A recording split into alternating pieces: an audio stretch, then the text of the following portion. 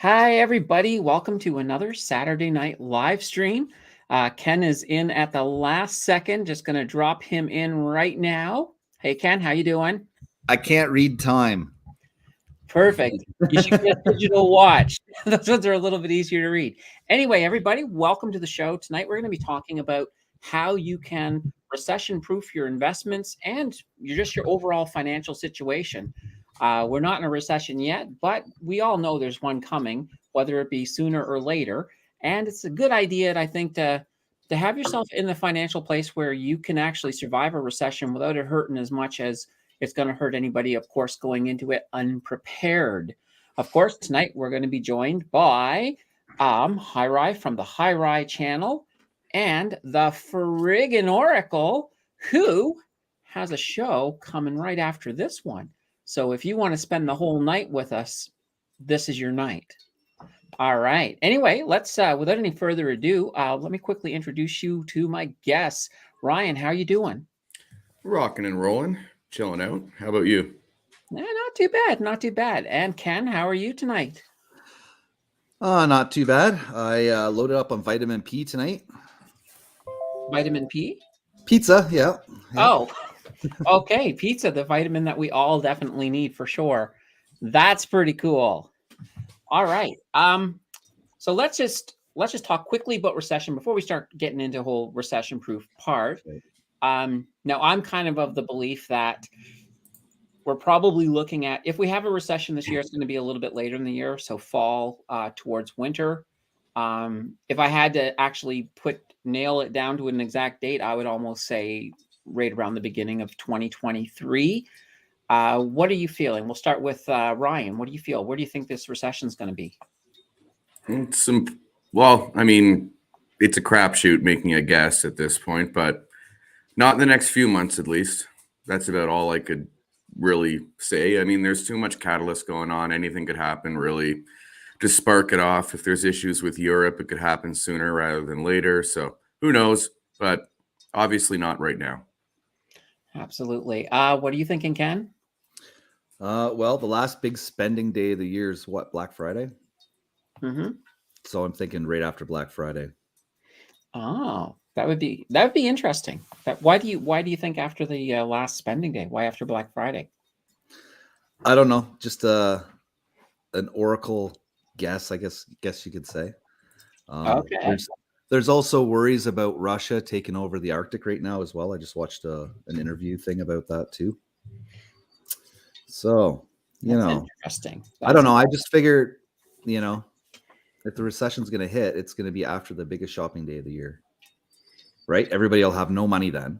Mm-hmm. True enough. Which makes sense, right? That makes sense, right? Prices go up, money goes down. Mm-hmm. We shall see if this is fortune telling. It could be the catalyst that drives it. Right? I tell you, you got this uncanny ability to predict the future. So I'm a little worried now. Maybe buy the Christmas gifts early this year so that I can stock up some money for the recession. Christmas in July, isn't that what they say? Yeah, why not? Why not? At least it'd be nicer outside, that's for sure. When it comes to recession proof, if you had number one tip to give people, we're not going to talk about investments, right? But just your life, what do you think that would be? Let's start with Ryan. I haven't been an adult that's lived through a serious recession that actually affected me ever, obviously. So 2008, I wasn't young or wasn't old enough to know what the responsibilities are and how it's gonna impact kind of the bottom line. All I know is that I'm extremely comfortable having my little guaranteed cash to the side. Like whatever happens, my little 6-month kind of whatever it is. Some people do 3, some people do 6, some people don't have it at all. But my little 6-month emergency cash bundle, I don't care. As long as I have that, I feel pretty good right now. Because I don't really know what's going to happen or how I'm going to react to it, to be honest. So this will be the first. If it does happen, if it's big, sorry, that's Eddie. This will be the first. What about you, Ken? Have you been through a recession before? I don't know. I didn't really feel anything in 2008. 2018 was short-lived, or you can't even call it that. But Yeah, it was, I don't know. Yeah, like 2008, my rent was $650 a month plus hydro in a townhouse. It was Oh, a wow. 3-bedroom townhouse.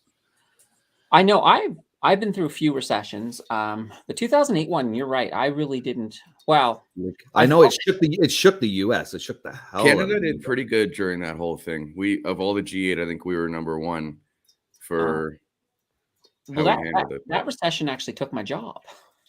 Did it? What was Oh, your that's job no at the good. time?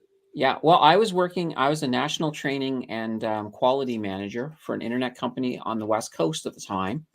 And before the bubble burst in the US, the company I was with, we purchased another American company and we put a ton into this company. And then when the bubble burst, that almost completely sunk the company to the point that we had to move all of our support to the Philippines. That was the only way we could survive. So as a result, my job was toast. Of course. Yeah. But I had a nice severance. I pretty much lived for a year off of that severance. So I can't complain about it, but that definitely happened. Now I've actually got 7 tips to sort of prepare yourself for a recession. And the very first tip is your debt. Work on your debt now. If you've got debt, try to get rid of it. Try to pay that down because you do not want that hanging over your head when times get really rough.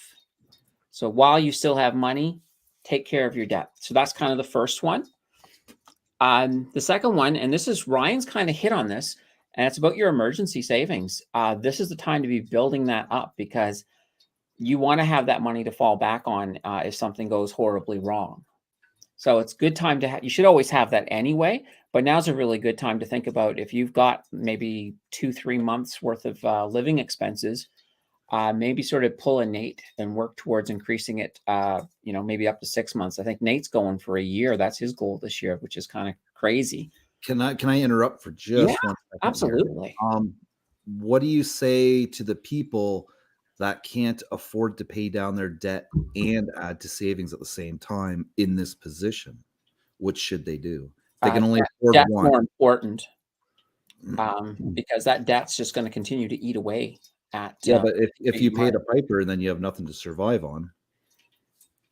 Right? That's true. That's true. But I look at it this way. If you look at the interest that you're going to make off of your emergency fund, even if you put it in a bank like EQ Bank or Neobank, you're not going to, that amount of interest is nothing compared to the interest that's being charged on your debt. Okay. So it usually comes down to the math. That's how I always look at it. If your debt is costing you more than you can make off your emergency fund, then it becomes a bigger priority. Okay. Because overall, in the end, it's taking you down a little bit more. The next one, number 3, budgeting. You really want to find ways to stop spending excess money.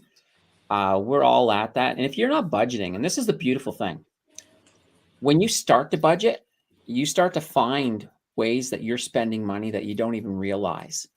And usually they're really stupid things. I know when I started to budget some of my money, I was just like, oh, I'm just throwing $10 here, $20 here, and that's just money that's not producing anything.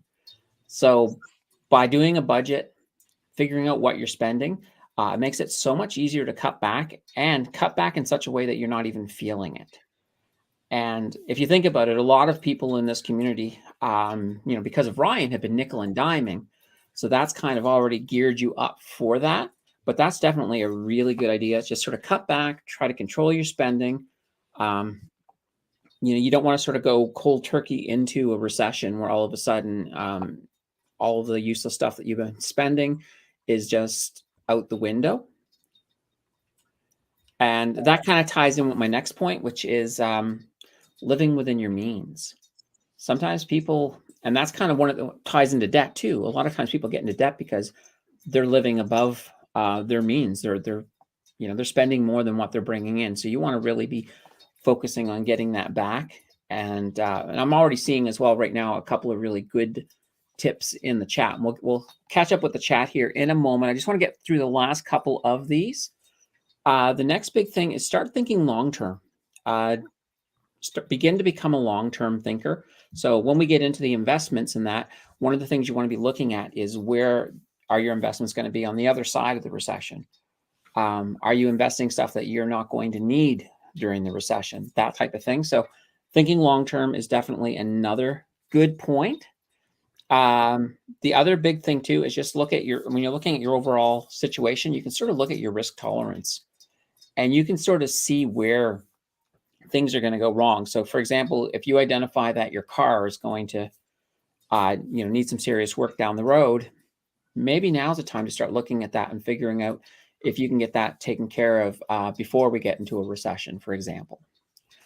And last thing is, now's not a bad time to start thinking about building and working on yourself. So whether it be taking some courses, getting yourself in a better situation, so that way there, job-wise, you have more options.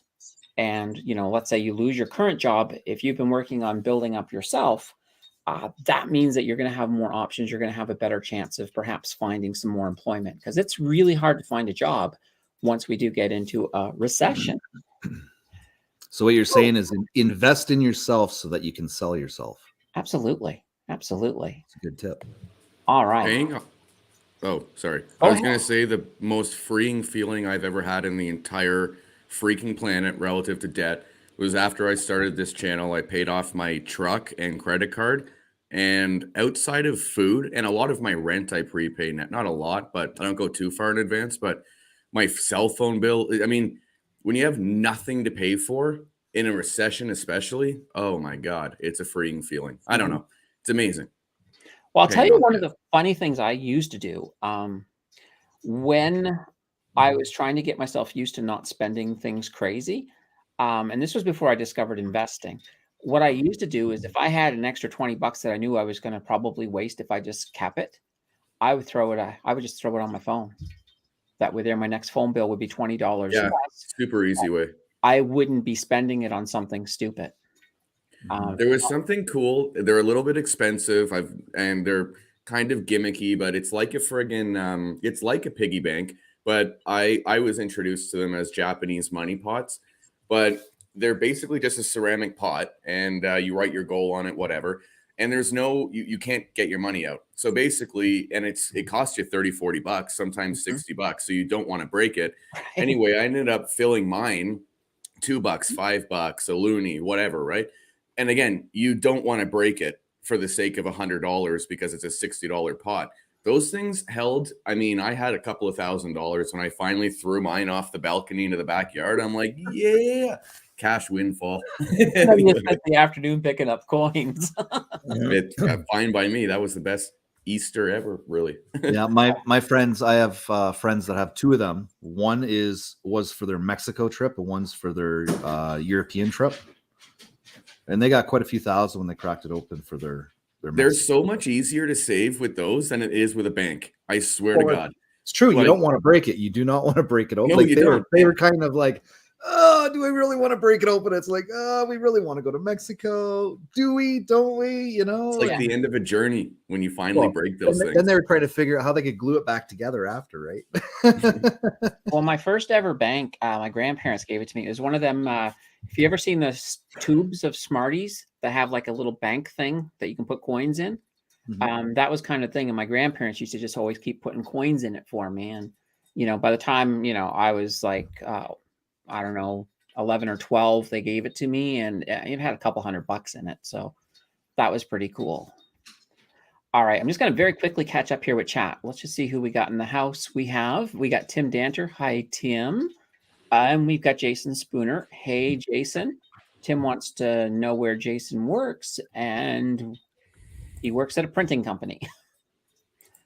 All right. And who else do we have here? We got Sandra B. Hi, Sandra. How are you?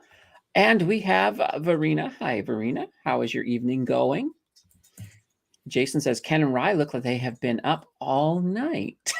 No, I slept like a baby. I went to bed at 5 and I got up at 4. It's all good. 5?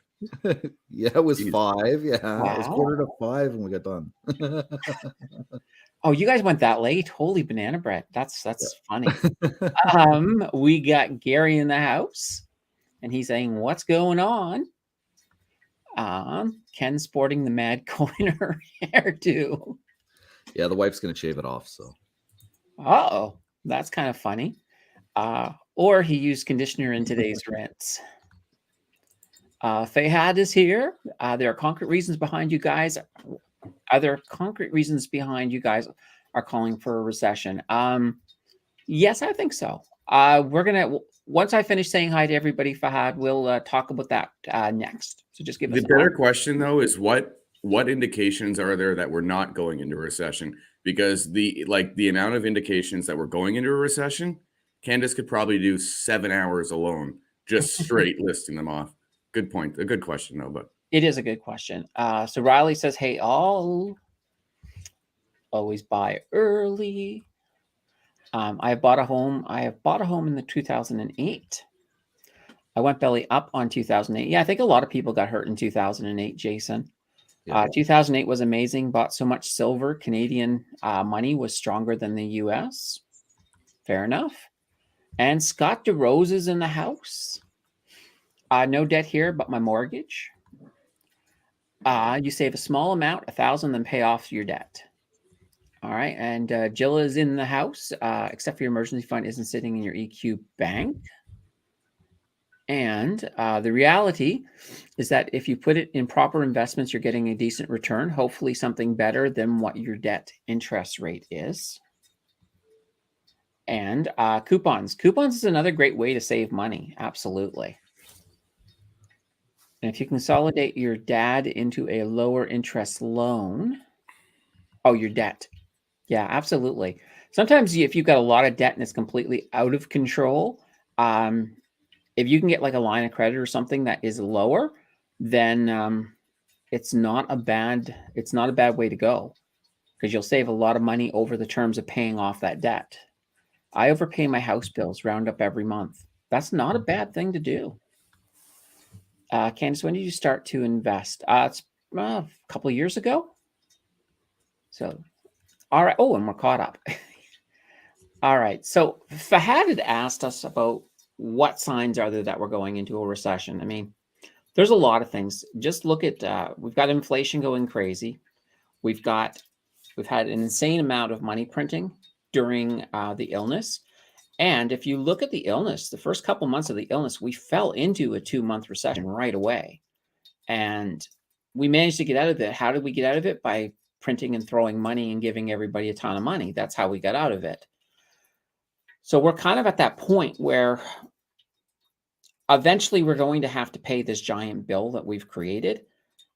You've also got issues with supply chain. You've got issues with a lot of workers have found other things to do. So even though you hear on the news that our employment rates are better than they were before going into the pandemic, the people aren't where they're used to be. There's a lot of people who have found other things to do. And that's leaving a lot of shortages, and that's also impacting. So we've got this whole, if you think of everything as a house of cards, we've got a lot of cards right now that have been pulled, or actually better than a house of cards, it's like a game of Jenga. We keep pulling pieces out. Eventually, it's going to collapse. Now, I was going to say, now a recession itself is normal. It's part of the normal strategy of the business cycle. We go through things called contractions, and they turn into recessions once you've hit the statistics. So statistics are, you need 2 quarters where you've got negative real GDP. Now, what a real GDP is basically it's your gross domestic product, but it takes inflation into account too. And our inflation's pretty darn big. So it's just a matter of time. Will it happen this year? It's hard to predict. And Ryan's absolutely right. We can make predictions, and we made predictions at the beginning of the show, but nobody really knows.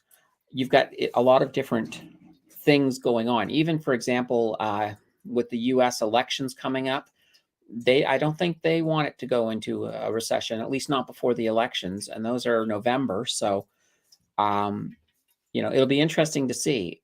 And we could also, something huge, a black swan event could come along and push us into a recession almost immediately. It can happen. Even though we wouldn't officially be in one until we've had those 2 quarters, but if you've got the same economic levels as a recession, you're in it. You just haven't called it yet. So those are kind of my thoughts. What do you guys think? You're on mute, Ryan. Pretty much on the same line. You could literally listen to, YouTubers, news programs, whatever you want. You'll find a different answer, a different prediction on a different day for this and that and everything else. I know that I'm prepared for the worst, really. And that's basically all I can do, is because no one can time the recession. So I'm prepared for it, and for both investing side and on personal cash side. And beyond that, I'm just rolling with the punches. So I do not have any idea when or, like you said, one black swan event later and everything's out the door anyway. So yeah, absolutely. What do you think, Ken? Anything else to add? I agree with both you guys. It makes sense, Yeah. As long as you're prepared, because if it doesn't happen, but you're prepared for it, then you definitely come out in a big plus, right? So, and that's a big thing about being prepared for a recession. Being prepared for a recession actually helps you overall anyway. The only difference, I think, is with investing. If you start to go with a more conservative investing approach to be recession proof, you may miss out on a few bigger gains. Yeah, well, that's the thing, though. A lot of people are not, their financial health isn't in check until something happens, right? Once something happens, then they're like, oh crap, I should have did this, I should have done that. So yeah, and that's always the bad part, because at that point it's usually too late to do anything. You just don't have the resources to do it. Yeah. Now, investing wise, my kind of investing philosophy is, there are sectors out there that are still going to be running. They're still going to be making money even in a recession. So, for example, you take power. People still need power. Everybody's not going to turn off their lights because there's a recession.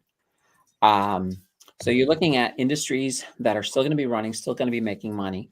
The other thing I like to look at too is history.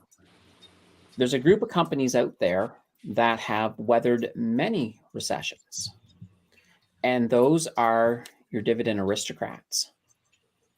These are companies, to me, that make a lot of sense, because they don't, in the past recessions, their dividends have kept coming. And a lot of them, they've got pride on the line as well. Take Ford, for example. They're almost an aristocrat king. It would take a lot for them to not increase their dividend, even if we had a recession, just because they're so close to having that monumental title. So companies like that, companies that have a history, that have been through, and they show that they're well managed and they know what they're doing. And the fact that they have dividends is nice, because then at least I'm still getting something back during that. So, getting some passive income during that recession. So that's kind of my strategy, at least when it comes to the dividend companies. And I still kind of like oil. I know that me and Ryan kind of disagree a little bit on oil. No, I like it. I don't want people to think we disagree on this. I love oil. My time was up with it. I ran with some profits, and I like oil. It was my time, though. You know what I mean? Okay, fair enough. And like I did point out last night too, my overall position in oil has come down by 2/3 because I took quite a bit of profits. Like for me, like, people have to realize too, and this is something I realized after I made that Meet Kevin video, when everyone was giving him crap for selling out. Everybody's financial situation is completely unique to them. For instance, like with my oil play, it was the biggest sector gain I've had since I started the channel, almost $10,000 in profits over 5 months. It was like, for me, on my personal situation, it was a no-brainer to get out. Now, that's because I'm trying to preserve some of the wealth that is being generated, like slowly but surely. If I had a bigger position, I probably would have ridden it out a little bit longer and gone for some more dividend pulls and wait till this Russia thing. But I think everyone should keep that in mind too, is everyone's situation, everyone's got a mish, whatever that mission is, kind of thing. And however I get there, people might not realize or understand or whatever, but it's good for me. So everyone's situation is entirely different. This oil question was like the perfect thing, because I still love oil, but for my personal mission, it was right to go. And that was it, kind of thing. And that's the thing too. I'm very long term on the oil and energy industry. So when I took the profits, it pretty much put me down to where my normal position is in oil. So I'm not below my normal position, but as I saw things really starting to ramp up, I had expanded like towards the beginning of the year. I had added a lot more to oil, and then I just sort of skimmed off all of that profit. And that put me back where I normally am with oil. So I'm happy about that. Nice. Yeah, Now, that's what I do with cryptocurrency.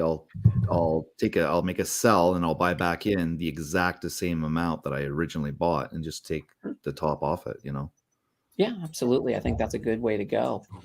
Now, Can a bus driver is asking, what's worse, high inflation or a bad recession? Super high inflation can lead to a bad recession. Yeah. So one usually comes before the other. So in many cases, you get both, just one after Yeah. the other. So if I had my choice, it would be neither. Simple as that. You know what the amazing thing is, though, about approaching times like this, especially if we are preparing ourselves with our emergency fund, great, lower our debt, great, but have some cash ready. Like, I don't know when the day's coming, but when I'm ready to buy the dip, I've got life-changing cash because I prepared for that moment, and I can set up 2022 and 2023 like an absolute psycho. So the nice thing is, coming into recessionary times, that is when you really do want to do a lot of buying. I mean, over the next 2 years, realistically. So I'm going to be buying a lot over the next 2 years. I'm pretty happy. So only nice thing about a recession is that there's better times ahead. Right. Exactly. And even those few companies that, like oil, for example, where there's been a lot of profits to take off, while you have other companies that are in the red, that's a perfect time to be taking some profits from the ones doing really well, putting them on the other ones, especially if they're blue chip and they're, the companies that are going to survive to the other end of a recession.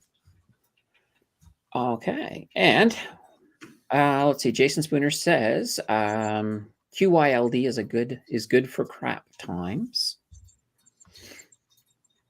Jill says, remember to hit the like button. Yes, the like button might actually stave off a recession, folks. It won't, but I just felt like saying that. And Tim Danter says, of all BlackRock offerings, which is the most tempting? Well, I've got XEG. I believe I think they're from BlackRock. And that's been just a wonderful, that's my energy and oil ETF. And they've done exceptionally well. So they're one of the ones that I won't sell. Like I will hold on to just, even if oil goes down a bit, I'm willing to ride it out with XEG because they've been really well managed for an ETF. And their return on investment has been absolutely fantastic over the last couple of years. So high faith in them. But obviously, Tim, your two favorite words, due diligence. Make sure you do that when it comes to this because not a financial advisor. Now, I know one area, Brian, that you've been getting more into is precious metals. You're on mute again. Sorry, it's my dog in the background. I'm trying to balance the two here. Okay. So it's the second half for my commodity plays. But so there's two parts to my precious metals. The precious metal that I buy physically is not going anywhere. I don't talk about it. That's for me and myself personally. It's totally different. Now, my second half of my commodity play was the gold miner that I bought. I'm going to be holding on to that. Like I said, I think I'm going to be holding on to that to the fall before I'm really going to have to work or think about selling or take profits, whatever. But I love commodities because it comes in cycles. So for me, at least, my cycle is hopefully ending this year with gold, but I will still always buy silver. I mean, I'm a silver freak. Like, I don't know. The feeling of holding a 10-ounce silver bar in your hand and stacking coins, you're like a friggin' pirate. Like, I don't know. I don't care. I'll feel like a pirate till I'm 50 years old, 80 years old all day. I love it. Now, how quickly can you liquidate that if you really? My gosh. If I wanted all of my silver, okay, depending on where I go. So if I want to just get rid of it for spot price, which is don't do that, obviously. But if you want to get, so I can do that instantly, almost anywhere in the city, 1,000 places. If I want to charge what the premium associated with the products, obviously, that it normally is charged, I could probably unload 1,000 every 2 days, like $1,000 every 2 days. And probably even more now, given how aggressive it is, because you can't find it in stores right now. Okay. So silver is almost, honestly, it's like an inconvenient debit card, but that's how easy it is to get cash out of a silver bar. For me, at least. I love it. Have you thought about investing in anything else like platinum or? No, I've never had interest in it. Rhodium only just really maybe a little bit spikes my interest, but not really. I was bit by the silver bug, honestly, in 2007, and I've been a total addict ever since. Yes, I had some nickel for a while, and then I sold it at a profit, and now I almost kind of wish I hadn't, because I think it would be worth even more now. Just a bit. Yeah. What are those? Precious metals, utilities, consumer staples, healthcare. Like for a recession, easy. Okay, the precious metals thing is because of the store of value. Simple as that, so forget that. But utilities, healthcare, consumer staples. Like invest in what you use every single day of the week. Simple as that. And you're pretty safe. Like what you said, Candace, about energy. That's a friggin' no-brainer. Like that's an absolute no-brainer. Healthcare, that's a no-brainer. Even though I will say this, my healthcare stock, that REIT, I've had way better performing REITs. So I will say, I mean, I don't know if it'll surprise me in a recession, and then consumer staples, like obviously buying into the brands. Well, whatever brands you guys use, but like Home Depots and Walmarts and Coca-Colas and not JP Morgan, what do you call it? Johnson & Johnson. Like these companies are just rock friggin' solid, because even if you're broke, you still buy all their products all the time. Yeah. Yeah, absolutely. And that's one of the things. It's going to be more of the fly by nights. And Matt, let's just sort of tilt into crypto here for a bit with you, Ken. With a recession, what would let's say you knew for sure a recession was coming. What do you think your strategy is going to be? I know, especially where you're into a lot of more altcoins than most people. Yeah. Well, I think cryptos doesn't really get affected by recession. Bitcoin does. But like the altcoins, you don't have too many people selling their altcoins to get out because they need to buy bread and milk, or they need to make a mortgage payment or a car payment. A lot of the money that's people invest in altcoins is actually just extra money they have laying around. So I don't know though, because in 2018, when the market was downturn, there was virtually nobody involved with crypto as compared to today. So, and like the average person today involved in crypto, significantly less educated than I would say someone in altcoins in 2018. You know what I mean? Just because of ease of access now. Well, see, crypto's got that vibe now. Get in, make a quick buck, and get out. That's why you have so much idiot cash in them. That's why. Yeah, I'm reading about it all the time, but it's not. Well, I guess you could say it's a 50-50 between people actually spending more than what they can for a hope and a prayer on a coin. I think it's 50-50 between that and people that have extra cash. The only reason I say this, Ken, is because I'm saying this only for my personal situation. Anything I have in alts, if I'm really hard pressed, it's the first to go for me.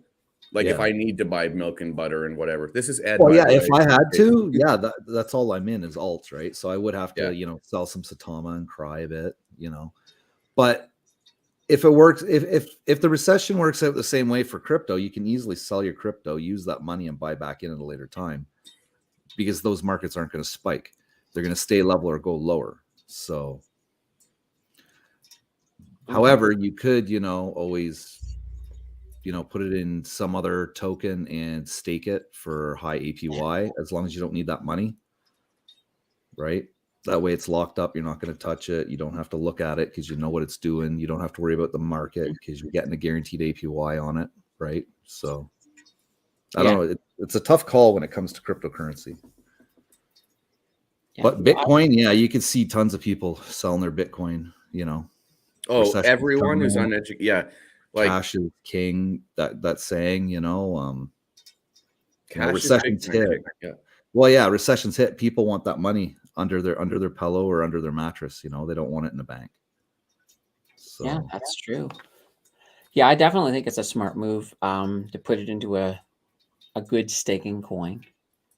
At least you're getting some interest, and then on the other side of the recession, you're looking like you're looking in good shape. And that's one of the other big things too about if you're moving into a recession.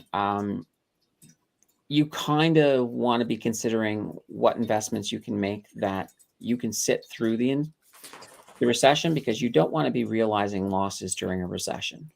Because that's one of the big things. A lot of people give in to FUD like crazy during a recession, and that tends to just make things worse, at least for yourself.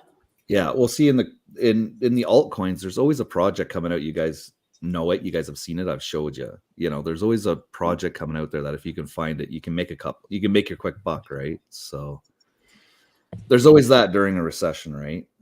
So yeah. Oh, yeah. There's coins coming out like crazy. Well, heck, tonight was almost about one of those new coins. yeah. But Ken, being good at doing his due diligence, helped us all realize that was not a great coin. Yeah. I don't even remember what you said about it, but the second you're like, I'm done. I'm done. Dude, the fact that I can't even figure out the Launchpad BS, forget it. It's like I gotta buy it on Launchpad, TrustPad, send it over to my pancake swap, get a dairy ice cream. I'm like, I don't even know what's going on with all the swaps and this and that, dude. That one you were looking at, it actually had a vetting process. So if you would have sold like immediately, you would have lost like 15% off the hop. So yeah. So that's why I'm like, you know what? It's better if you want to make a buck, it's better for you to be on Gate.io when it gets launched, buy, watch the chart, then sell. Then you're not losing nothing, right? It's all done through their platform. So yeah. I'm gonna watch it though when it launches. I'm definitely gonna watch it. It's interesting. Even if you're not vested in it and you just watch it, it's very interesting because you wonder what all these other investors are thinking at the same time, right? You're all thinking like, okay, they're going to sell. They're going to sell. When are they going to sell? How high? And then you start predicting, what area you think that they're going to sell. It's interesting. It really is. Yeah. Can a bus driver point out AEM in Kirkland? I think this was in regards to companies that will still be using. Gary said crypto was different then. Somebody liking Eddie. And you can still earn 19.5% on UST. But here's one of these other things too. If we have a bad recession, some of these interest rates, we're not talking about staking per se, but the ones that are just interest, like let's say BlockFi's paying it, those numbers are going to come down because they're just not going to be able to afford to pay some of these interest rates. So don't count on them. There's also going to be very limited activity on some of these staking pools, which I don't know enough about to get into. But if people start bailing, then staking pools have limited activity, which is not so good. But staking pools are different because they're paying you normally in that governance token that you're staking, which is a lot different than 19% in a US stable dollar. Mm-hmm. So the stable dollar, I can see that percentage dropping huge because even in a recession, there's going to be less projects trying to borrow money. But when it comes to actually staking for the same governance token, it shouldn't have that much of effect. The only time there's that effect is when you get more and more people in that pool staking. That's what usually drops that. That makes sense. And Tim says pancake swap to dairy ice cream. Sure. Why not? Making breakfast better again. Want to swap my pancakes for a Dairy Queen cone, please? Or just as thought, have them both. Waffle cone. Hey, there we go. There you go. Because waffles go good with anything, in my opinion. So that's pretty cool. So what? So Bitcoin, you're thinking that's going to go down. How bad do you think that could go down? It all depends on the needs of people, right? There's some people that understand Bitcoin is a investment tool, right? Mm-hmm. Then there's other people that, do the FOMO and the FUD and everything. So, once they hear the word recession, it's like, uh-oh, I need money. And then they sell, right? Just that fear. Yeah. Just that fear. If they don't sell it here, they might have to sell it here and they would have lost, $5. It just comes down to the dollar and senses when it comes to recessions and I think Bitcoin. Well, I mean, as somebody who invests in Bitcoin, I kind of like the thought of it dropping nice and low to have a very good sale on it. But keep in mind, you have to have the resources to be able to buy back in. Right. And usually within a recession, as you've experienced, a lot of people end up experiencing job loss or layoff or cut in hours. So therefore, more of your money is going to take care of your debt and your savings versus investing. So. Yeah. And Tim is on the ball tonight. Did anyone ever tell you, Ryan, that you look like Edward Cullen? I don't know who that is. The vampire that sparkles. The vampire? That sparkles. Oh, that sparkles. Okay. Yeah. Sparkling vampire from Twilight. From Twilight. Oh, from Twilight. Yeah. Oh. Yes. No, haven't seen that flick. Don't know who Edward Cullen is. Thank you. I look like a vampire. I think that one was actually Nancy. Because then we got Tim here. Tim says, I think that BTC will shine as a store of value in a recession. Possibly. What's happened to gold and silver during a recession versus holding versus selling? Anybody know the statistics on that? Not the exact. I don't even know if they're comparable anymore. Like with Bitcoin's acceleration, I don't even know if gold's not going anywhere. I don't care what any Bitcoin max. Yeah, but no. What I mean though is during a recession, does anybody know how much gold is sold, how much silver is sold? Because if Bitcoin is considered the same kind of thing to some people, you could kind of use that as the same calculation for Bitcoin possibly. Okay, so the only thing I'm thinking to lend to or to go with Tim's point would be that the amount of people who are holding and not moving their Bitcoin is at like an all-time freaking high in that they're not going to be selling during a recession. So it makes me think that the price fluctuations during a mega sell-off would be significantly less with Bitcoin. But good question regarding the sell-off. You're right on that. I think, yeah, that's curious. I wonder how many people hold gold in a recession, because by the looks of it, 60+% of people are holding their Bitcoin. Right. So that would be a cool metric to compare. Yeah, that's why I'm like, if they think it's like a store of value, your gold is a store of value. I wonder if there would be a correlation between the two regarding selling. Interesting. No, that's interesting. Yeah. And Candace, you chart stuff. Get on it. Okay, sure. Yeah, we'll do that. It is kind of it's kind of very. No, it actually is. It's very fascinating. It might even be a good video idea. There you go. Now that I think about it, $5. $5. All of your YouTube ad revenue on that video going forward, Ken's pocket, done. He's gonna. Oh, you want $5 for the idea? $5 for the idea. Hey, I'm not monetized yet, so hey, I'm not just an ugly face, yo. There's something up there every once in a while. I know, but we'll I'll tell you what. If I make that video and it gets 1 million hits, I'll give you $5. Deal. If that video makes 1 million hits. Hey, then I send that video to Russia, and they're just like, boom, they explode it. Awesome. I will have no problem with you at that. You want to send it to Russia and get 1 million hits, you do it. It'll cost you 10. I will like it. It'll be $10 then. Now, Nancy mentions that he was a heartthrob, and I think she's going back to Edward Cullen again. Or is she talking about Corey Hart? Well, no, that's an HART. Oh, but wasn't he a heartthrob though back in the 80s? Yeah, I think so. I think he was, with his spiky hair and sunglasses at night. And, yeah. And then he disappeared for a while to have kids. And then that is a fair comment, Ken. I think one of your crypto comments. I think it was the selling of the Bitcoin. Yeah, it was the gold. It's a really interesting thought. I don't know whether anybody's That's a good one to actually Google into YouTube there and see if anybody's actually ever. It's tough though too with gold because they're unlike Bitcoin, they're constantly like mining it. So like in times like these, the gold miners are like ramping up production like nobody's friggin' business. So that would kind of skew it a little bit. But yeah, that was a really interesting thought actually.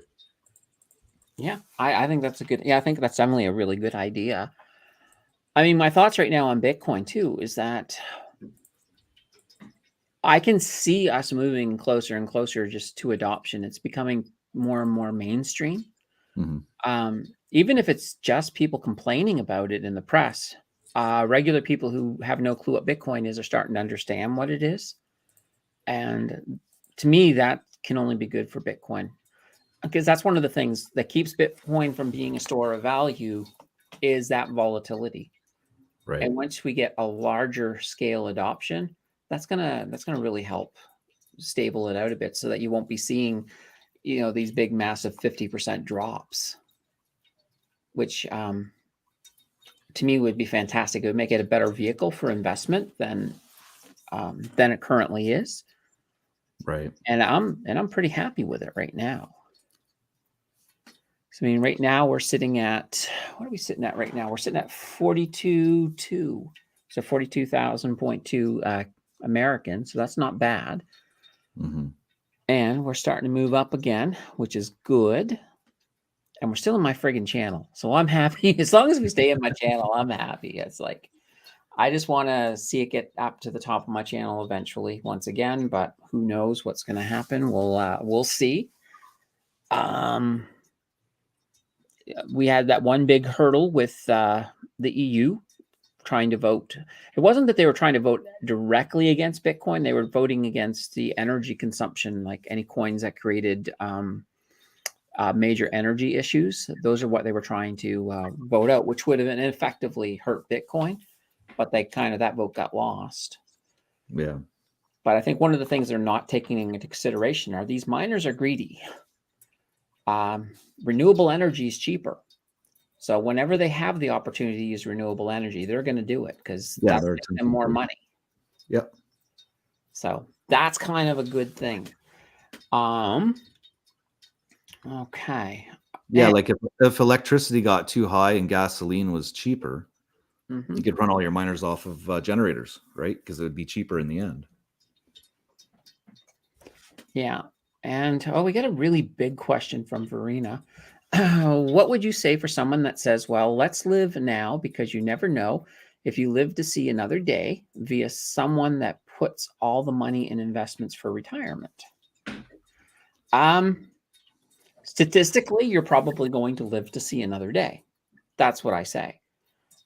And that's kind of, if I were to live my life like I may not be around next year, I'm screwing my future. Yeah, if you party every day and night like it's 1999, well, in 30 or 40 years you'll have nothing when you retire. Exactly. Now, I have actually heard people say, I've heard this, they're saying, oh, well, by then we'll have a UBI, so why should I invest? If you have a UBI, it's still going to be, you're still going to be poor. It's universal welfare then. At that point, really yeah, absolutely. You're still going to be poor. You're not going to have a lot of money. I don't know about you, but when I retire, I want to be able to do whatever I want. I don't want to be one of them old people who are eating cat food. Trying to make a budget out of next to no money. Yeah, no thanks. Yeah, no way. And that's the thing. And that's one of the power that we have, is that you can really change your life. And, depending on how old you are now, you have that possibility of basically creating a life where you can retire even before what you could. Like, let's say if you're still working, if you spend all your money and you're still working, you're going to be like my mom. My mom's 72 and she still has to work. Why? Because she didn't invest. Yeah, my mom's in her 60s. She still has to work. They had no investments when my stepdad my stepdad died, so all she got was the 10 grand from the government or whatever. Yeah. For death benefits. That was it. He had nothing. Absolutely no union, no stocks, No savings, Investments, no though, insurance. It was investments insane. don't have to just be put your money in stocks. Like, investments can be fun, living your life daily, like you're living your best life. Oh yeah. There are a million really epic and fun things you could do with your money that would be really smart. It doesn't have to, I don't know. Point is, I agree with these two. Always invest your cash, but you don't have to do it the boring way if you don't want to do it the boring way like the rest of us. I mean, there's people out there who start businesses or invest in fractional ownerships of restaurants, and maybe they're into it. I don't know, but I mean, obviously restaurants have taken a turn since the cooties, but nevertheless, you get the point. There's a million opportunities to have fun with investing. Yeah, don't go breaking my heart, poor Canna. So what is UBI? UBI stands for Universal Basic Income. Basically, if you think about the CERB that we had back during the illness, that was kind of like a UBI that they gave during the illness, although they didn't give it to everybody. The people, ironically, people who lost their jobs were given all of this money, while people who were already in bad shape weren't given the money. So it was kind of a strange situation. But with a UBI, everybody would be guaranteed to make a certain amount. And I don't know if it would end up being a UBI or if it would be sort of a guaranteed minimum income. In which case, let's say right now it was $2,000. So what that would mean is, no matter what you make, if you make less than $2,000, they would top it off for you. And actually, in that case, they probably would give you more than 2,000 because they would base it on a percentage. So the more you make, the less you're going to get from your UBI until you hit a certain amount, which at that point you would get nothing. But it's just a way so that the goal is to lift people out of poverty. But the problem is, with something like this, a lot of times if you give everybody money, then what you're doing is you're just resetting what poverty is. Yeah. So that's kind of one of the big concerns You're about giving it. it a big baseline. Yeah. But I must say, though, there's some countries in Europe that do this and they're successful. But I think there's smaller countries where it makes sense because the country's so much smaller. Yeah, exactly. Neither do I. And Verena says, well, I'm 45 and I do want to have a nice retirement. I don't want to work because I need to. Exactly. And this is the thing. Here's my goal. When I hit retirement, I'm hoping that, I can eventually start making some money from YouTube. And eventually, when I hit retirement, I'll still have residual income coming from YouTube if things go right. And at that point, instead of doing it full time, I could even switch back to do it sort of part time. Maybe do a video a week, when I'm in my 70s or something. Mhm. That way, there it just sort of keeps myself relevant and keeps stuff flowing in. Then the rest of the time would be sort of enjoying my life. But here's a beautiful thing: if I were to go on vacation, I could always take the laptop with me and I could, make a video if I had to, or I could just make the videos ahead of time and have them set to go up automatically, which would be kind of cool. My mom retired in her early 50s. I am so jealous now. Yeah. I mean, a lot of the baby boomers have been able to retire pretty early because they lived during that time when you could live. You could work for 50 years at the same job and get a big pension. So a lot of them are in really good shape. Unfortunately now, did you know the average career right now at any one job is 3 years? Candace, Yeah. give me about 4 to 10 minutes tops. I got just a small issue with Eddie. I'll be right back. Okay. Yeah, absolutely. Okay. So yeah, the average job is about 3 years. So most people on average will stay at a job for about 3 years. And that's not a lot. So when you get through your career now, you don't have a big pension because you've probably worked at maybe 20 different places. Well, yeah, speaking of pension, not very many companies give out pensions anymore. That's the hard part. Mm-hmm. It's getting harder and harder to find jobs where you actually get a pension. Other than, I really wouldn't consider, a company that provides an RRSP and you put in X amount and then they'll match that amount. I still don't look at that as a pension because eventually that money runs out.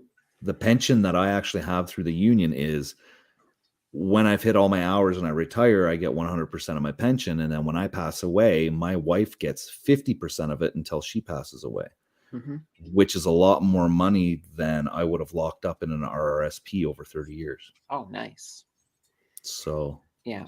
Well, and that's one of these things. If you have a job where they will match contributions to an RRSP, you absolutely should be doing that, because that's pretty much free money.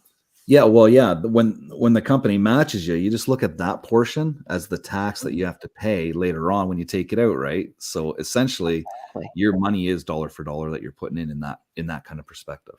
Well, I'll tell you, I utilized my RRSP last year, so that way I actually got a refund. Nice. But I wouldn't have if I hadn't used some of my RRSP for it. So I was able to use that to manipulate things to where I actually got money back. Now Verena says, I am asking because I have a few friends telling me that because we had a few people leave us because of cancer, but like you guys, I think it's important because I hope to live a long life still. That's the thing. Yeah, you can't predict your life, how long you'll live. All you can do is prepare for it. And you can't predict if you're going to get cancer or not. Yeah. You don't know. I mean, everybody's going to die eventually. You don't know when, you don't know where. But the odds are statistically that you're going to live to about 84 or 79 if you're a guy. If you remember that, if anybody who was on Ken's show last night, we've actually discussed that. Yeah, we deciphered it. Those are the average ages. So statistically, you should you should get close to the average statistically. Right. Doesn't mean that you won't. So it doesn't mean that you shouldn't be prepared in case something does go wrong. But here's that thing. Maybe if you have a situation, if I went to the doctor and I was, diagnosed with some kind of a catastrophic illness and then basically given 6 months to live, first, before I went on a big spending spree, I would go to another doctor to get that second opinion, just in case the first doctor is an idiot. Because I've heard of situations where somebody was given a death sentence by mistake and it was wrong. It was an incorrect diagnosis. So you wouldn't want to put yourself in debt and then find out, whoops, made a mistake. Sorry. So something like that, get a second opinion for sure. Well, I think for me, if I was given a death sentence, I would be working as many hours as I can and be trading as much crypto as I can. But here's the other thing too. Even if it is a real diagnosis, we're going to go back to Stephen Hawking again. We were talking a little bit about him last night, but when he came down with Lou Gehrig's disease, his doctors told him he was going to be lucky to live to 30. That was the sentence they put on his head. And well, look how old he got before he finally passed. He was like 80 something, I believe, when he passed. So, just because even in that situation, just because you're given a sentence doesn't necessarily mean that that's how it's going to go. So I always say, be the optimist, because I also strongly believe too that our own attitudes can really influence how well we're going to live. If you believe you're going to live forever, you're probably not, but you may live a long time. Right. But if you believe that, death is waiting for you around every single corner, eventually you're going to find them, maybe sooner than later. So it definitely doesn't hurt. Now, Dave D bought an NFT today. Good way to go, Dave. OpenSea, maybe? Don't know. Well, hopefully he answers ahead. Let's see. Verena says, I think you need a balance in life. Live every day as happy as you can, but prepare for the future also. Exactly. Mm-hmm. I agree 100%. 45 also at Verena. I'm not sure what the 45 was, but what did you get, Dave? I am lucky to have a pension. Absolutely. You're very, very lucky. And that's awesomeness. Jason says you have to balance investment for tomorrow, but also live for today. I don't believe in living so frugal that you give up too much of your youth. Right. Yeah, and you can compromise. You can find that there's a sweet spot that you can find where, you don't have to be a miser. you know, you can enjoy your life. There's many ways to enjoy your life actually cheaply. Usually what I say is if you have expensive habits that don't contribute anything to your life, those are probably the ones you want to look at, sort of, you know, getting rid of and finding some stuff that perhaps isn't as costly and maybe fun, if not more fun. So, Right. and Fahid says, you're right. That is called defined pension plan. It is better than defined contribution plan pension. So true, Candace. And Dave D says, it's called the Scream. I've seen a picture of that. So a newer rendition of the original. I bought number 3 of 10 for $10. Number 1 of 10 is selling for $888. Good I investment. would say that's probably a good investment, Dave. Definitely a good investment. And MC agrees with me. So Sandra says, prepare for retirement with financial plan. You will find how much you need to save to maintain lifestyle through retirement. Exactly.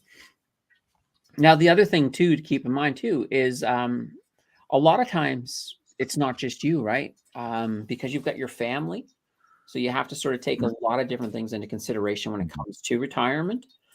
So, you know, with Ken, for example, he's got kids, and one of them's on their way to being an icing felon. So,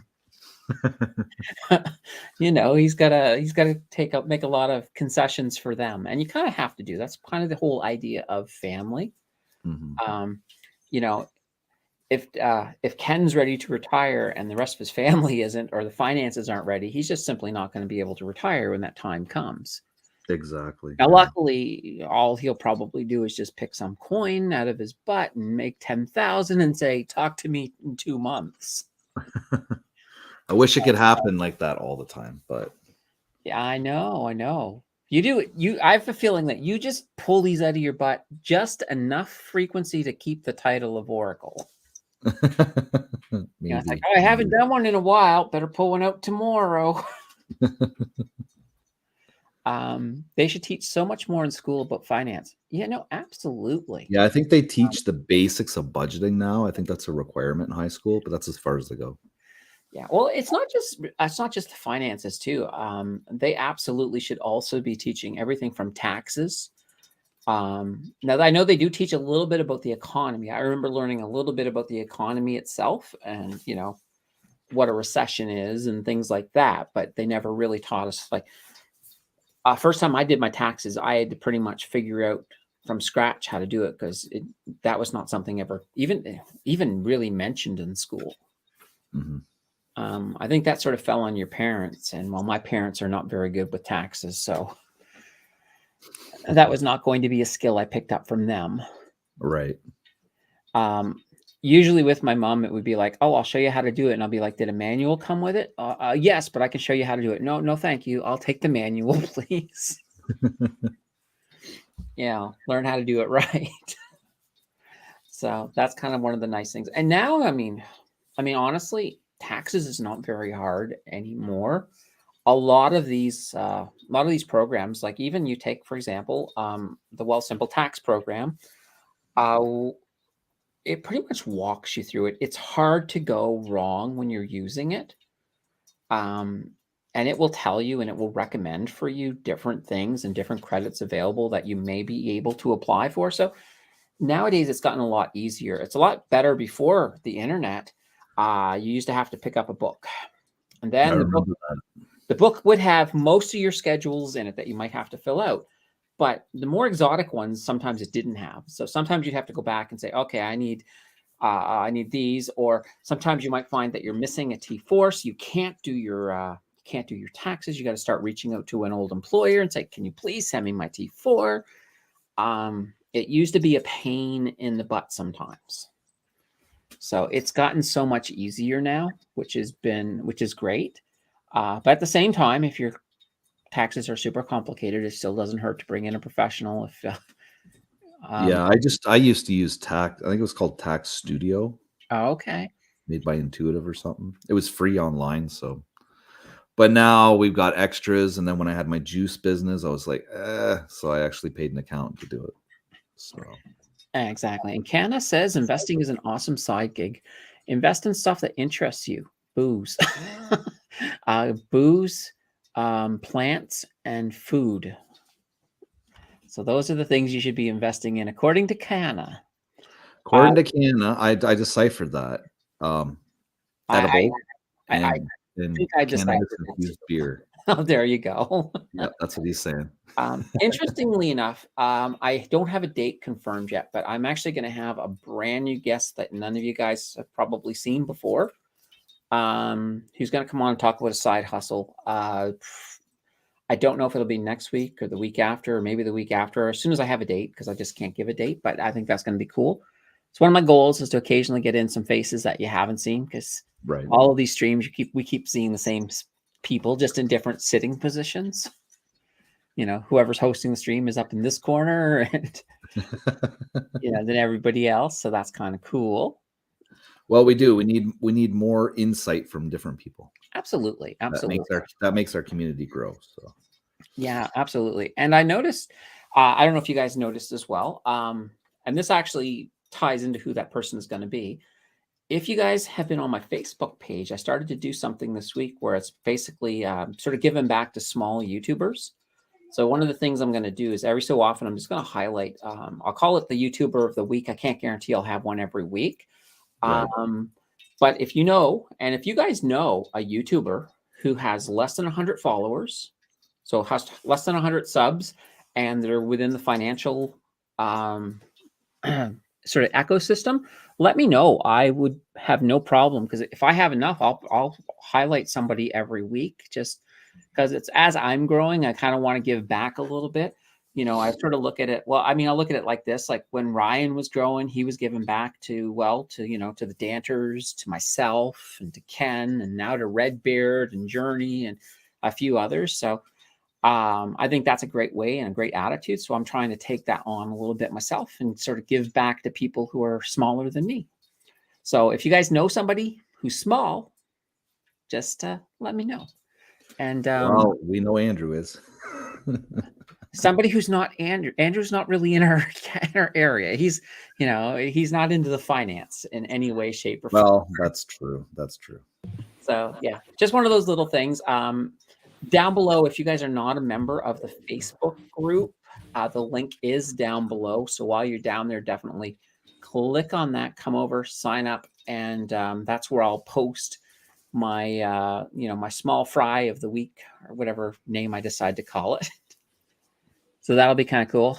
Is everything okay with Eddie now? Yes. Sorry.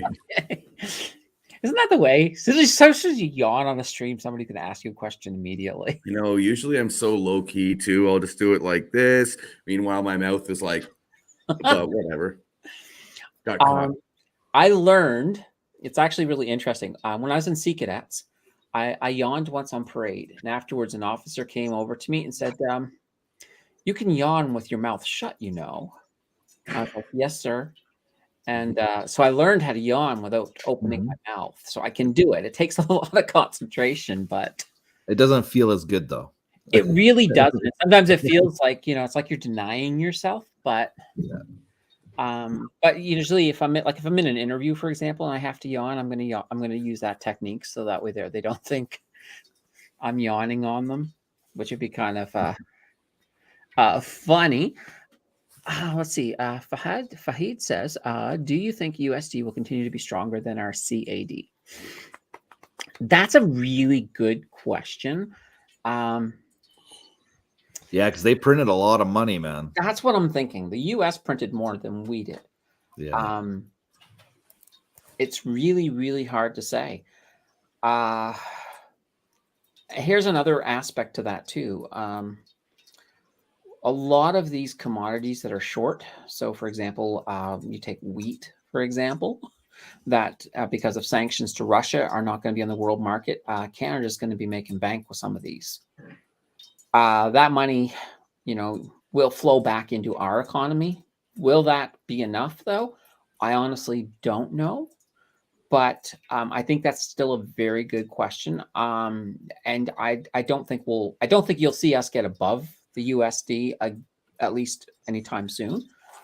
And honestly, for our economy, we don't want that to happen. But it could be interesting. I think we could see a stronger Canadian dollar compared to the US. I just wouldn't want to get close to them because it What does. an interesting thing though, living on a border city, every once in a while in the US, they have Canadian money at par at Oh, certain that would be places, cool. That would be very cool. especially the bars over there. They always do Canadian money at par. It's hilarious.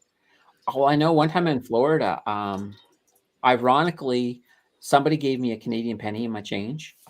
So it wasn't even my Canadian penny. I didn't bring it from Canada, but I Mhm. went to pay for something. And this one guy in the store got all upset because one of the pennies was Canadian. He was like, "That's a Canadian penny. I can't take a Canadian penny. It's not worth a real penny." I'm just like, "Come on, dude." And this was like 1998.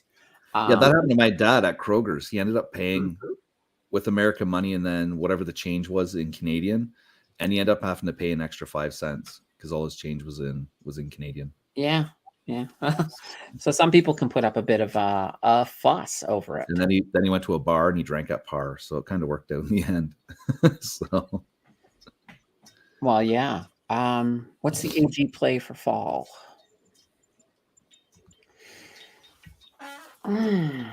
That's a good question. I don't know what you mean. Agricultural play. Oh, agricultural. Okay, there we go. in the Nutrient. fall, harvest. Now, I do like Nutrium. I will. Nutrient. Seriously.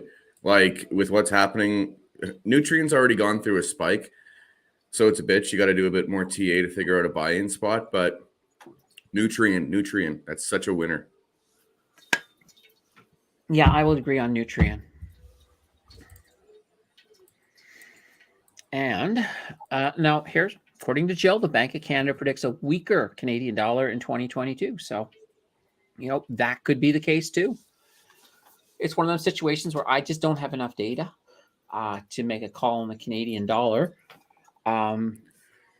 But a weak Canadian dollar compared to the US has actually always been good for Canada, at least when it comes to our trading relationship. Mhm. So, If it results in more investment, but it's not necessarily resulting in a heck of a lot of investment lately. yeah, well, right now, I think everything's kind of a little bit out the window when it comes to our economy. So, it's and now let's throw the other wrench. The conflict in Russia with Russia and Ukraine. Now, if that widens, and let's just play not devil's advocate, but let's just play worst case scenario, and it starts to involve NATO. That's probably going to cause. I almost don't think that would cause a recession. I think that would be a situation where we would move into sort of a wartime spending. There would be shortages like crazy. It would almost feel like in a recession, but we'd be looking at a lot of production for the war effort if it got to that. I don't think it'll get to that, but sometimes I don't know. Well, if it did, with the amount of countries involved in NATO and the amount of firepower already stocked up, I don't think the war would last that long. My only biggest concern is that NATO gets involved. The casualties will be immense. There'd be a lot of casualties. I mean, even if Russia didn't go to nuclear, I have a feeling they would go biological or chemical. Mhm. But it would be a very bad situation. So let's actually hope that never happens. And Jill says, no, right now, Ryan is completely right. Investment in Canada is definitely down. And compared to other OECD countries, we are definitely not doing very well. Yeah, absolutely. Part of that is regulation, and part of that is just that we don't have the manufacturing capacity here and a very decent supply chain transportation system. Yeah, that's true. I mean, just look at what happened. Because we didn't have the redundancies in BC. Between the forest fires loosening up the soil and then the landslides and the flooding, our supply chain movement from east to west came to a complete stop. Yeah. So that's one of those things. Now, I know Nancy was talking a lot about how the U.S. wouldn't even let us move stuff down through there. Now, I think that's probably was illness related. I think once the illness is kind of behind us, those type of situations, I think they probably would be a little bit more forgiving and maybe perhaps allow something to come through. But still, we do need, I honestly think, problem is, though, it would take forever to get a redundancy in place, like to build more train lines or to build another route.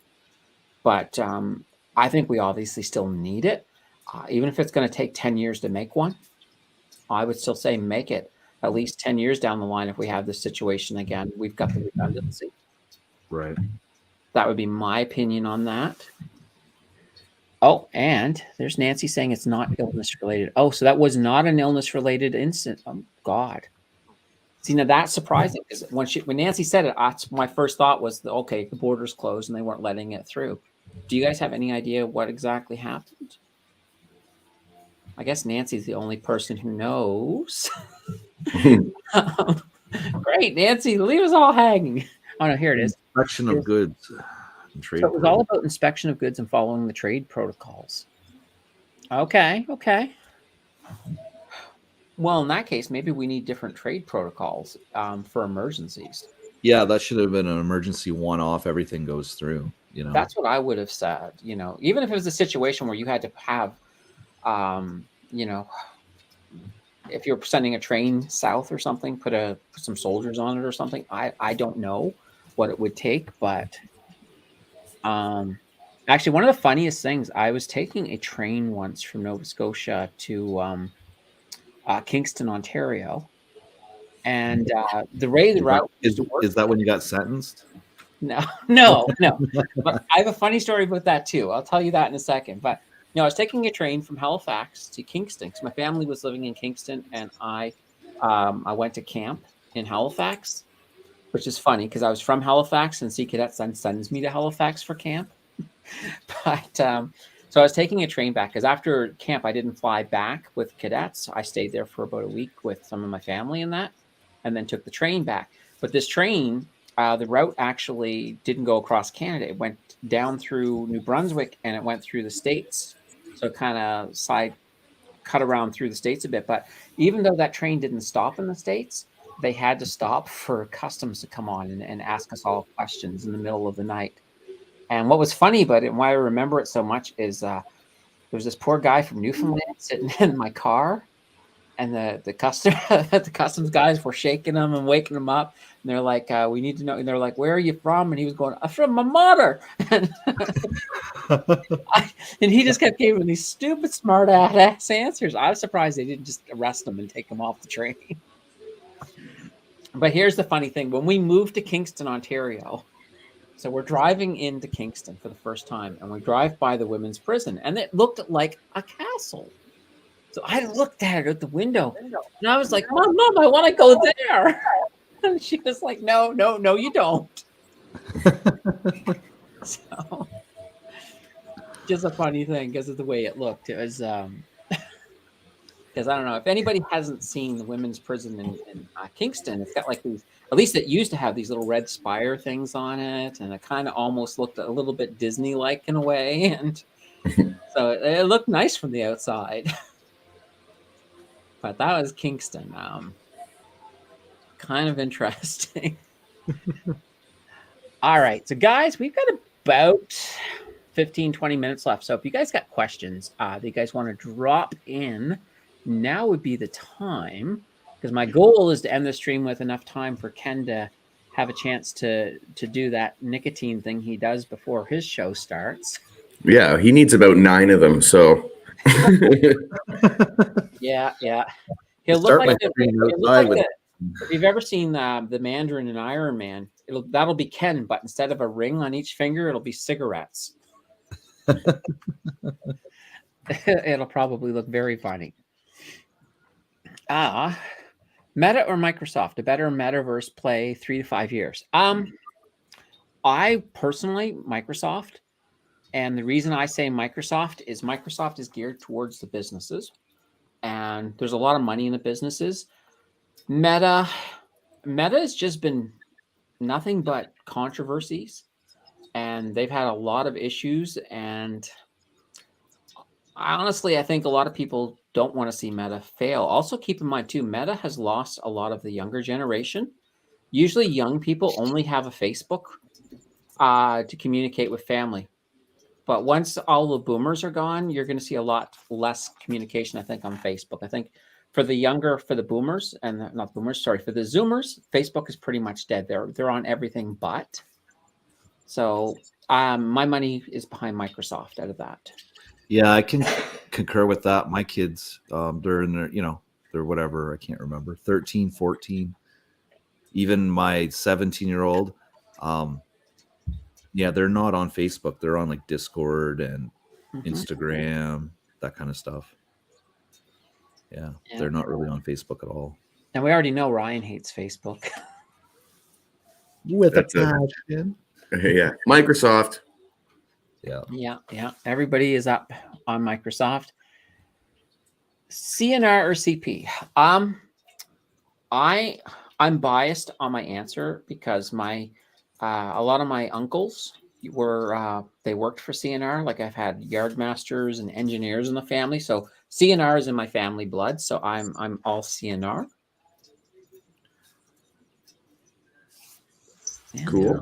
Yeah. Cool. Choo choo. Choo choo. The family of the choo choo. Now, speaking of trains, if you really like trains, there's a train museum in Calgary, which is completely awesome. You can go in there. Ryan? I don't know if Ryan's ever been in it, but it is cool. Like they have a replication. They have a replica of the mountains there, and they have like miniature trains that go through, and they show how the tunnels work so that they can move and turn around inside the mountain. And it's just like some of the corkscrews and stuff. And I'm like, holy cow! It's very cool. If you're ever in Calgary and you like trains, the train museum will be an afternoon that you will never forget. Nice. So just a quick little Calgary moment there for Unless I'm with you and we're like 8 beers deep, in which case you will forget the entire experience, but you will still have gone there. So that's cool too. If I'm in Calgary with Ryan and we're 8 beers deep, we're probably both just going to be standing there and we'll see something on the side of the road that is completely stupid and we'll both laugh at it for like 20 minutes. And then we'll forget why we're laughing at it. At least that's the way I picture it. Now I don't drink now, but I used to drink. I'm one of these people that when I drink, I'm a very silly drinker. 1,000 subs, dude. I know 1,000 subs, and you're almost halfway there. I'm getting there. Right now, I'm going to be excited at the 500 just to get the community tab. So that is going to be fun. You want to hear something stupid? When I started my channel, it was a year and a half ago. I had to wait till I hit 10,000 subs to get the community tab. Oh, you mean 1,000? Oh. No, I think it was 10,000. Oh, really? I'm serious. I thought it was like right at the 10,000 mark. I could finally start making posts. It was crazy. Oh, wow. Okay. And Fahad is asking about QSR. All right. So what do you think of QSR? QSR. Does that stand for the Queen's Service Representative?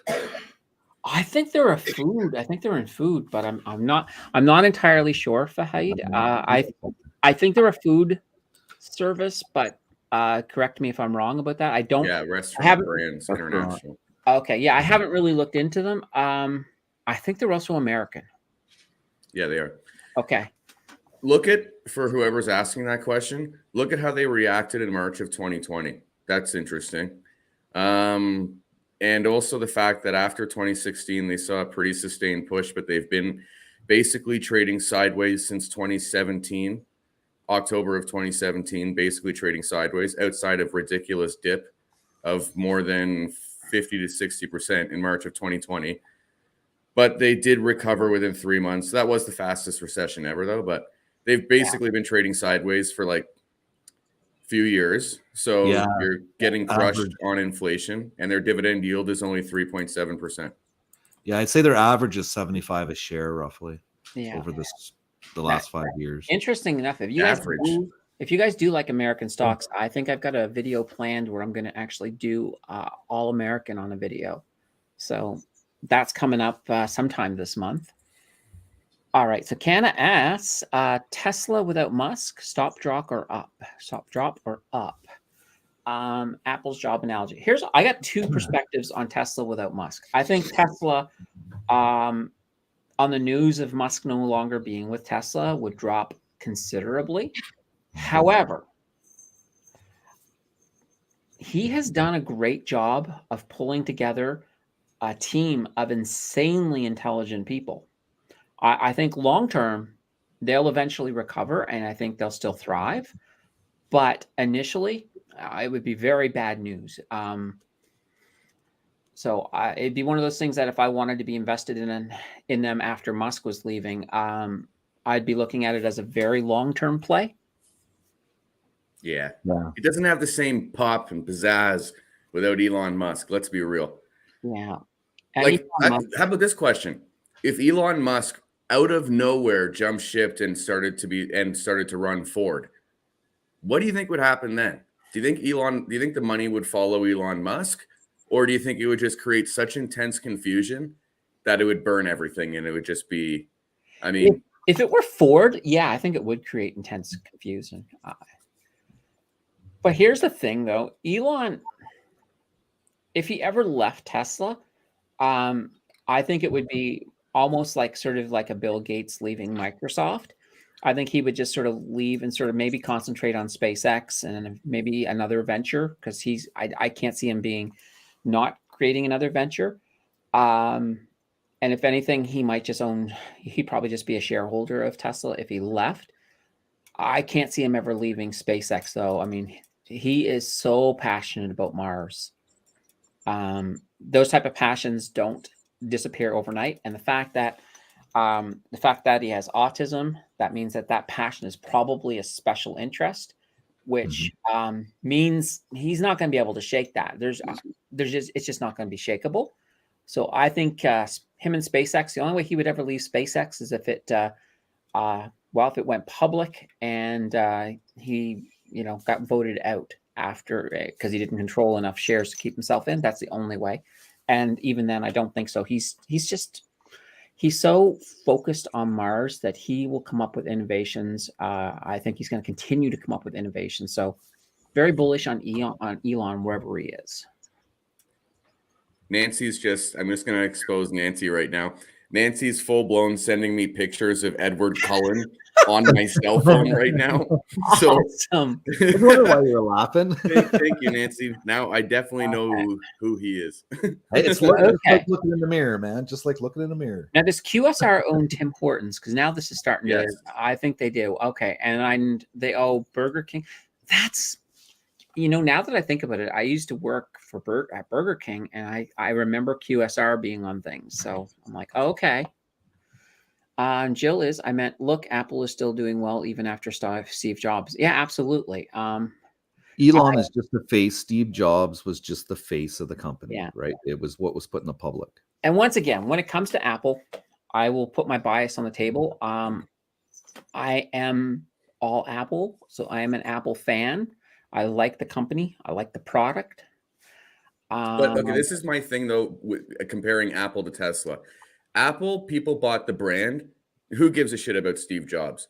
A lot of people are buying a Tesla because of Elon Musk, exclusively, solely because he's running the show.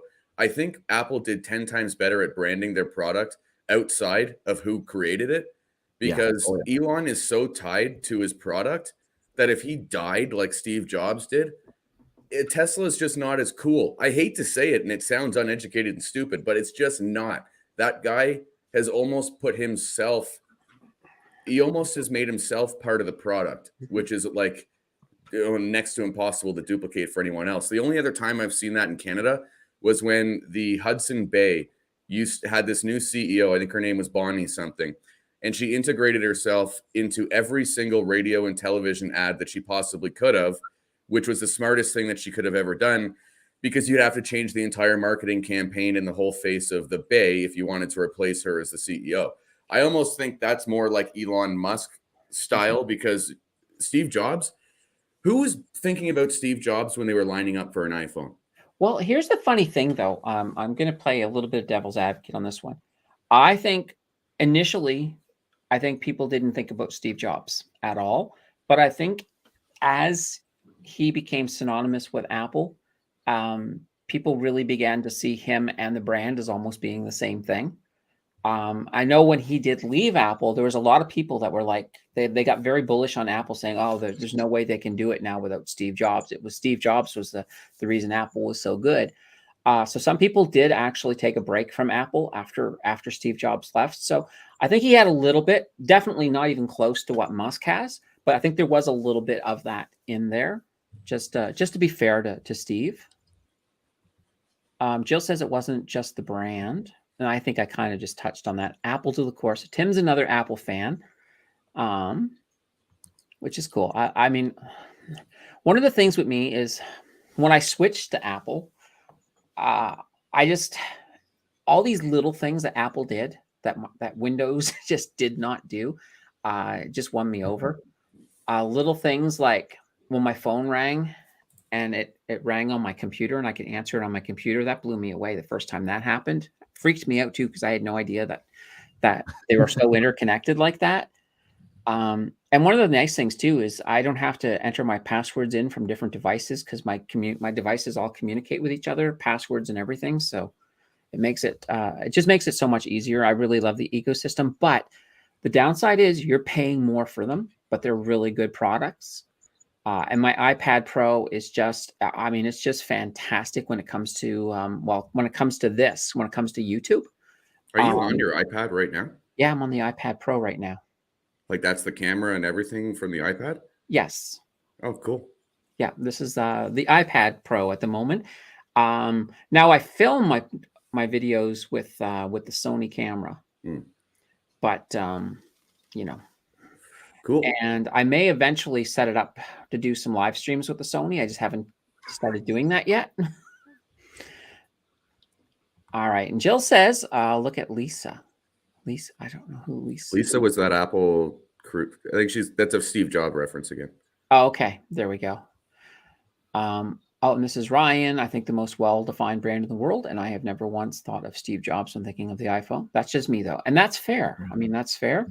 Yeah, but you're not an Apple user. And that's true. Apple users tend to be a little bit more. It's one of those eco cultures that when you get into it, it almost inspires you to be very loyal. It's a brand. I mean, it's a culture. Yeah. And Ryan says, I don't have to use Apple to have an opinion. No, that's true. I mean, opinions are free. Anyone Android here? There's probably a lot of Android people. Jill's actually Android, I believe. I just have such a hard time with Apple products, because I find that like it's just maybe it's just not for my lifestyle, because I'm so anti-social media. I don't I don't do much with tech in the first place. Maybe it's the simplicity of an Android phone that I like, because Apple is just, I don't understand why I need some of the things. I don't know. That's just me though. Okay. That's fair enough. And that's, and here's I also don't like the price gouging though. Like the price gouging is on another level. The price gouging is high. And just to put the market into perspective, I don't ever want to get to a situation where it's all Apple, because as soon as one company dominates to that level, that will actually stymie innovation. So as long as Android keeps biting at Apple's feet, Apple's going to be forced to innovate more and more and more. And at the same time, Android is going to be innovating more and more and more, because they're trying to keep up with each other, and that's good for everybody. So that's why I'm okay with there being Androids and Google phones, and we're soon going to have the Tesla it's called the iPhone, or the Pi phone. If you haven't heard about the Pi phone, go look that up. That actually looks so cool. It actually tempts me to leave the iPhone, only because of the fact that it's that cool, and you can also mine crypto on it. So that's kind of cool.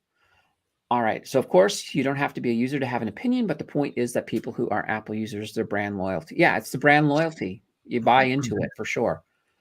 I bought a new iPad, but put my phone beside it for 5 minutes and everything was uploaded. Yeah. It's easy. It's built that way. when Tim Cook took over, he didn't have the same energy or vision. And you look at the new iPhones, and there is nothing super innovative. Then Rive replied, and yet sales surged with Tim Cook. They are, however, maintained such a portion of the market that would not have been possible at had Steve Jobs left earlier. The thing with Tesla is that they don't have the same market share. Tesla is growing, though. Hey, hi, Bleak. Bleak, you always come in right at the end. So you'll have to head over to the channel after this is over and catch all that you missed, my friend Bleak. Unless, of course, you're going over to watch the Freakin Oracle for a bit and then come back and watch that tomorrow. Tim Danter, is the Pi phone round or square? It's rectangular. Jill, come on the show next time. Oh, and that was from Rye. No, Jill, it's because Apple has simplified the vision, and Jill says no thanks. All right. Somebody say something positive, because I want to end the stream on something positive in the chat. I really want to get the new Tesla phone. Yeah, I was just looking at it. It looks pretty good. It's got actually it looks really, really, really got good. like 4 cameras on it. That would be really cool. And you can also, the fact that you can connect to Starlink. Yeah, that might be, and that's a big thing. Like if that phone comes out and you can connect to Starlink, and they're a lot cheaper than the phone companies that we currently have, people will leave their phones in droves for the Pi phone. Just yeah, epic. I would drop everything and get a Tesla phone in 1 second. Yeah, if we didn't have to rely on towers and it was just done all by the satellites. Hell yeah. Oh, done. I know. All right, just before we go, let's find out what people have got coming up. What do you got going on this week, Ryan? It's a lot of the usual. Live stream every day. Rocking and rolling. I'm gonna factory reset my computer tomorrow, so it'll be good, I'm sure. Oh, fun. Ken, what do you got going on? Okay, well, you got the show tonight. Yeah, that's all I got. It's a couple more shows. I'm still looking at coins. Oh, so awesome. Perfect. So this should be a good week on the channel. I'll have, as usual, 7 shorts throughout the week. 2 videos. I did 3 last week, so that was just a bonus. So it's not going to be 3 every week, but 2 videos, 7 shorts, and we'll rock and roll as well with all of that. Anyway, it's been fantastic seeing all of you here. This has been a wonderful show. Thank you guys for showing up, because without you guys, the 3 of us would be just wasting our time talking to each other. Or we would call it the after show. Anyway. Anyway, everybody, it's been fantastic seeing you here tonight. Take care. Hope to see some of you a little bit later on Ken's show. Take care, everyone.